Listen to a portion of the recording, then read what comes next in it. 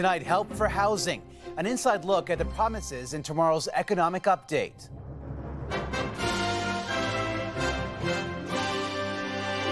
The mini budget aimed at getting more homes built. We're going to be able to accelerate the pace of construction. But will the plan lead to more red tape? Build homes, not bureaucracy or photo ops. In Gaza, sick infants rescued from the war zone and new hopes of a hostage deal. We're closer than we've ever been.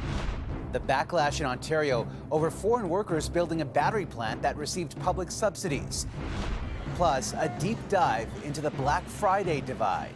It makes it difficult to offer big sales and compete. Why the big sales don't always help small businesses.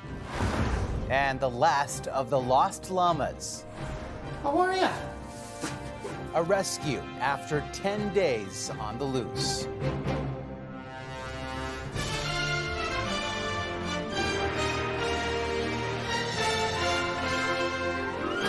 CTV National News with Omar Sachedina.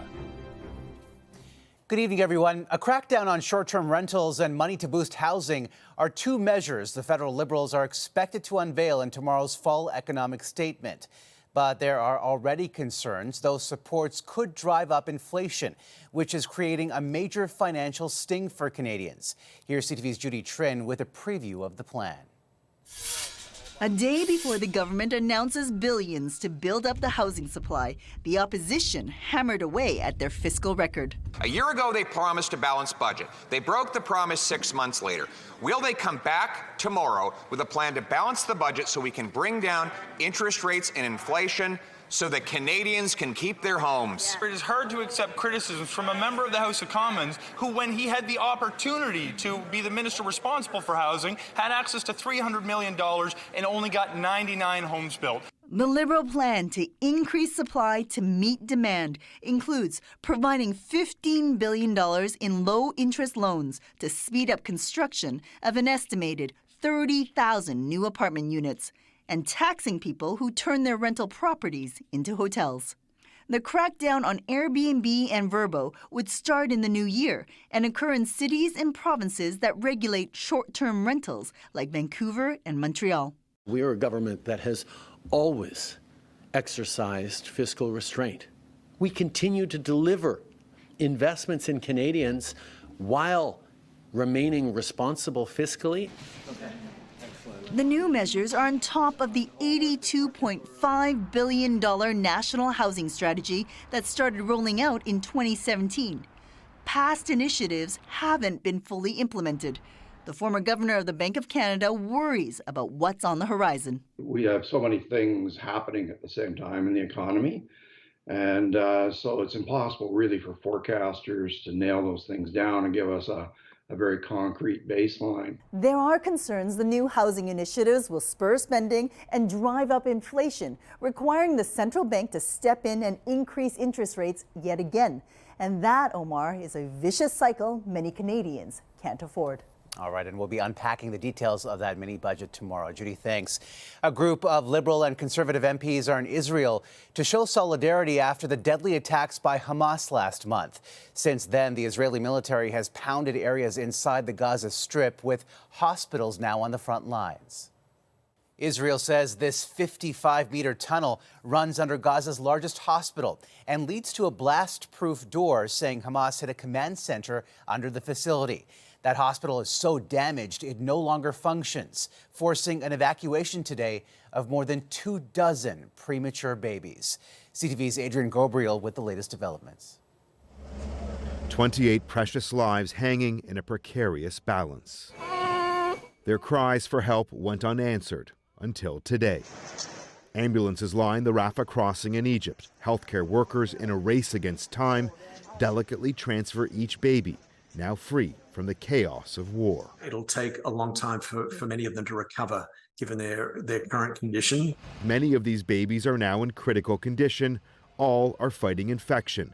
Doctors say at least 5 other premature babies died as the collateral damage of this war grows by the hour. We are witnessing a killing of civilians that is unparalleled and unprecedented in any conflict since I am Secretary General. This comes as the Hamas-run health ministry claims at least 12 Palestinians were killed by Israeli fire at the Indonesian hospital in northeast Gaza. Israel has repeatedly claimed that Hamas is using hospitals as operation centers, though Doctors Without Borders says even their facilities, vehicles, and staff are being targeted. An MSF-run clinic in northern Gaza has also come under direct fire. The building itself is on fire now. The relatives of just some of those taken hostage pleading with Israeli lawmakers today not to move forward with proposed legislation to execute Palestinian militants captured on October 7th, fearing that their loved ones held captive by Hamas in Gaza could be killed in retaliation. We expect the War Cabinet to answer our questions and make sure everybody will come back alive. There's now hope that some may, with word that negotiations to release as many as 50 hostages have reached a critical juncture. We believe we're closer than we've ever been, so we're hopeful. This comes as 5 members of parliament toured Israel today on a bipartisan solidarity mission. There is no moral equivalency between the actions that Israel is taking and the actions of a thuggish terrorist death cult like Hamas. As for those 28 premature babies, most were taken to a hospital in Cairo today, though only 4 mothers accompanied them. It's unclear where many of the other parents are, or if they're even alive. Omar. All right, Adrian, thank you. Iranian-backed Houthi rebels in Yemen released video today of their hijacking of a cargo ship in the southern Red Sea. It shows armed fighters dropping from a chopper onto the deck of the Galaxy Leader ship. They then make their way to the bridge, quickly taking control of the vessel. The international crew of 25 held hostage. The Houthis claim the ship has links to Israel, but officials say it is British-owned and Japanese-operated, and there are no Israelis on board. The U.S. calls the seizure a breach of international law. We demand the immediate release of the ship and its crew, and we will consult with our allies and UN partners as appropriate on next steps. The ship was last seen flying the Palestinian and Yemeni flags, surrounded by Houthi boats, as it was reportedly taken to Yemen's western coast. A grim outlook issued by the United Nations is revealing the world is on pace to blow past the internationally agreed upon warming limit. The emissions gap is more like an emissions canyon. A canyon littered with broken promises, broken lives, and broken records. Earth is racing towards 2.9 degrees Celsius of warming above pre-industrial times if governments do not boost climate action. That's more than a degree higher than the limit adopted in 2015. It comes after scientists predicted this year will be the warmest on record. A company receiving billions in public subsidies to build a battery plant in Windsor, Ontario, is feeling the heat. It's facing backlash over plans to bring in workers from abroad to help with certain jobs the company says Canadians can't do. Here's CTV's Siobhan Morris. It was supposed to represent a new dawn for Ontario auto manufacturing, with $15 billion worth of help from the provincial and federal governments. An electric vehicle battery plant venture by Stellantis and LG under the banner NextStar in Windsor. Now we're learning it will take outside help to get the factory going. Sure, a handful of managers to help oversee it, but do they really need over 1,000 foreign workers? Windsor police reveal 1,600 people will come to the region from South Korea next year. NextStar has not confirmed that figure, but their CEO explains the project requires global staff with proprietary knowledge and specialized expertise. He stresses they're fully committed to hiring Canadians to fill 2,500 jobs at the Windsor plant and 2,300 more during construction. My message is simple: Ontario jobs first. Ontario pitched in $5 billion in cash and tax breaks to secure the plant, but the Labour Minister defers blame to Parliament Hill. The border is a federal issue, and the labour market impact assessment and that process is done federally. Not good enough for one local MPP. I'm not letting the province off the hook on this one. They should have known that there needed to be strings attached. Gretzky and some trade unions have been led to believe the jobs filled by international workers won't be temporary at all. That is unacceptable when we have people in this province who are capable of doing that work or could be trained very quickly to do that work. The federal government insists only one foreign permit has been granted, and that happens but only when Canadians or permanent residents are unable or unavailable to do a job. The Conservative leader says there needs to be more transparency. Make the contract public and prove that every single dollar will go to Canadian paychecks, not to temporary foreign workers. Pierre Poilievre wants a full inquiry into the use of foreign workers in Windsor. That plant is expected to open sometime next year. Siobhan Morris, CTV News, Toronto. Air Canada is rejecting responsibility for one of the largest airport heists in Canadian history. Brinks, a security company, has sued the country's biggest airline for breach of contract. A thief stole more than $24 million worth of gold and cash at an airport warehouse in April after an Air Canada flight from Zurich landed at Toronto's Pearson Airport. Air Canada says Brinks failed to note the value of the goods and denies any careless conduct. A major and surprise shakeup in the tech world tonight. The former head of OpenAI and godfather of ChatGPT was kicked out of the company he founded. Sam Altman to the left and OpenAI's co-founder were then scooped up by the company's biggest investor, Microsoft. And now most of OpenAI's 700 employees are threatening to quit, demanding the board resign. CTV's Joy Malvin on the shocking dismissal and corporate drama. Nice to see you again. In a world where future technology might just save or destroy the planet, Sam Altman, the CEO who led OpenAI, is leaving the company. You couldn't write this corporate drama. Sam Altman became the global poster child for artificial intelligence, wowing us with ChatGPT, software that seems to write human-like responses and even creates images from text. It's also become a tool for weaponizing misinformation, like deep fakes. Last May, Altman warned U.S. lawmakers about the promise and potential danger of this technology. I think if this technology goes wrong, it can go quite wrong. On Friday, Altman was ousted in a boardroom battle, only to have hundreds of staffers at the company he co-founded, OpenAI, threaten to quit. In open revolt, they demanded in a letter that the board be fired. Sam Altman is the Steve Jobs of artificial intelligence. So for him to be sacked so unceremoniously with no explanation, no lead time, no justification is unheard of. The board reportedly lost confidence in Altman, fearing his vision for the future was too much too soon.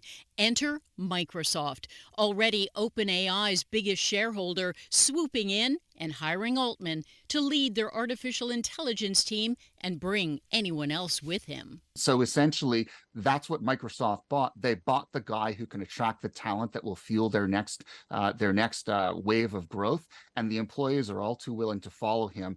Experts say Microsoft just took a giant leap into the future of artificial intelligence, and Wall Street seems to agree. Microsoft stocks just hit an all-time high this morning. Omar? All right, Joy, thank you. Family and friends seeking justice in the death of a Saskatchewan mother of 3 expressed relief after the woman's husband admitted in court today to killing her. It was great to just see him say it for himself that he's guilty and have the words come out of his mouth. Michael McKay pleaded guilty to second-degree murder in the poisoning of his wife, Cindy McKay, on their family farm almost 4 years ago. She died from organ failure after drinking a toxic pesticide concealed in a mug of Gatorade. McKay initially told the police his wife died by suicide. He was sentenced to life in prison. A radical right-wing populist has won a convincing presidential victory in Argentina in what's being described as a political earthquake. The decisive win for Javier Milei, a TV celebrity turned politician, comes as the country grapples with a deep economic crisis and triple-digit inflation. Former U.S. President Donald Trump and Brazil's ex-president Jair Bolsonaro congratulated the new leader on social media. Milei has pledged to shut down the central bank to prevent it from printing more money. He's also promised to ditch the local currency for the U.S. dollar. Coming up, a flutter over French. Keep the signing in English to youth. That's what I meant. It's nothing against the Anglophone people. The underdog victory at the Grey Cup overshadowed by a linguistic battle. Plus, Black Friday takes a backseat for small businesses.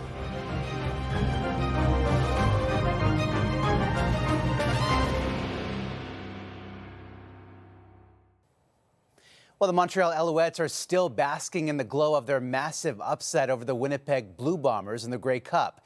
Emotions ran high after the game, though, as one player gave a passionate speech about how he felt disrespected over English-only signage. CTV's Vanessa Lee explains. The Alouettes scored a touchdown with seconds left in the game, lifting Montreal to its first Grey Cup in 13 years. The way that everybody counted us out is what bonded us, and that bonded us from day one of training camp and all the way through the playoffs and in the Grey Cup. Moments after their big comeback, Montreal-born player Marc-Antoine Dequoy was amped up as he gave a French interview. He spoke largely about their Cinderella story, but also how he felt the team was disrespected. He says they never believed in us. You look everywhere and it's all written in English. But you know what? Keep your English. We're going to bring the cup to Montreal. This morning, when the team landed back home, Dequoy clarified his comments, saying the CFL is bilingual as Canada is, but pointed out everything at the stadium was in English. I just felt disrespected for me and for my province and for my heritage.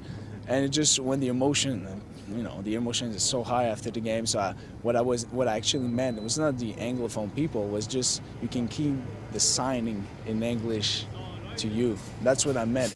The CFL has declined to give an official response as the team soaks it all in. Dequoy says he has dreamed of winning the Grey Cup with the Alouettes since he was a kid. An owner that's from Quebec, a GM that's from Quebec, a team full of Quebecers, and we made it to the end. Nobody can say anything. We're the champion. Celebrations have only just begun. The Alouettes will be parading the Grey Cup through the streets of downtown Montreal on Wednesday. Vanessa Lee, CTV News, Montreal. Jose Bautista, one of the greatest Toronto Blue Jays of all time, received a major honor today.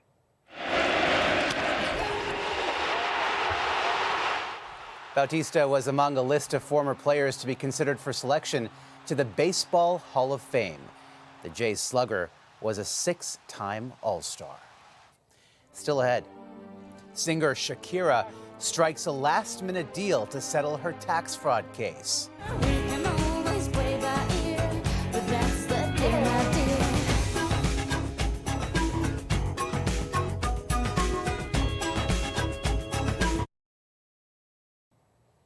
Businesses have already begun courting Canadian shoppers ahead of Black Friday, which kickstarts the unofficial holiday gift buying season. At a time when consumers are really watching what they're spending, stores will be relying on their sales to get people to buy, though some retailers feel the odds are stacked against them. CTV's Alison Bamford explains.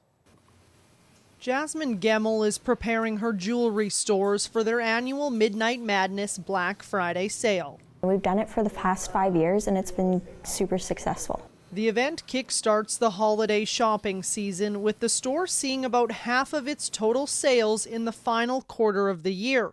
They're hoping this can be the year they get back to pre-pandemic levels. With this kind of economic situation that we're in, people are looking for deals. Stats from the Canadian Federation of Independent Business show more than 2 in 5 small retailers will offer sales this weekend, but not everyone can compete with big box stores. The CFIB says 65% of small retailers expect to lose sales to major companies and online giants on Black Friday. We talk about the inflationary effect on Canadians and the challenges for their household budgets. For businesses, that's even deeper because they are seeing every line, including wages, going up, and that's put a huge pressure on small businesses. Pressure that comes at a time when the CFIB says about 250,000 small businesses won't have the money to repay emergency pandemic loans by the January deadline. Earlier this year, Ottawa extended the forgiveness repayment date by about 3 weeks. For small businesses like this one, they worked out a plan to pay it off in time, but it comes at the cost of much-needed projects. There are things that we can do, but at the same time, it just extends and maybe prolongs the period of financial difficulty. It's unclear how successful Black Friday and the rest of the holiday season will be, with consumers already tightening their budgets. Many retailers depend on November and December sales to bolster their bottom line, but some polls suggest 40% of shoppers plan to spend less compared to last year. Omar? All right, Ellison, thank you. Colombian pop star Shakira has struck a deal with Spanish prosecutors to settle a tax fraud case just as her trial was about to begin.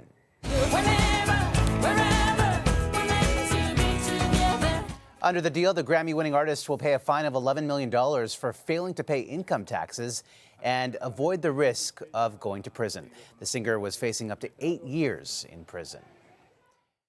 After the break, the wild adventures of 3 missing llamas.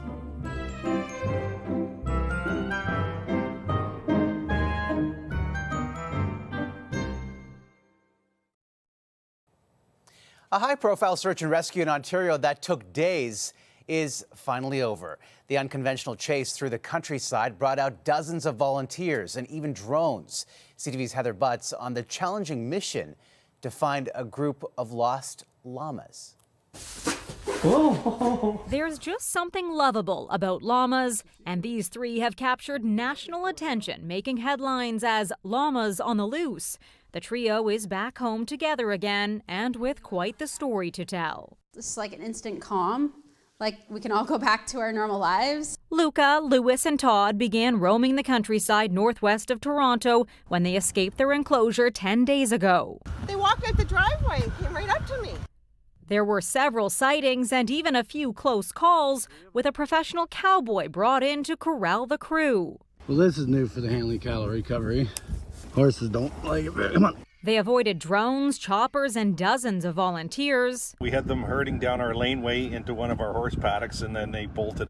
And when they passed a local CTV reporter, they appeared almost leisurely in the limelight. 2 were captured a few days ago after nearly a week of wandering, bringing some relief to their owner. But lone llama Lewis made things a little more challenging. He survived 3 days on his own. Like, he's one tough cookie. Lewis was captured today in a local apple orchard. Went right up to Luca and Todd and gave them like a little kiss on the nose and then went into a stall. Relaxing from their newfound fame, the trio never sought out stardom. It just came naturally. Heather Butts, CTV News, Toronto. They really made their rescuers work hard. That's a snapshot of this Monday for all of us at CTV National News. Thank you for watching, and good night.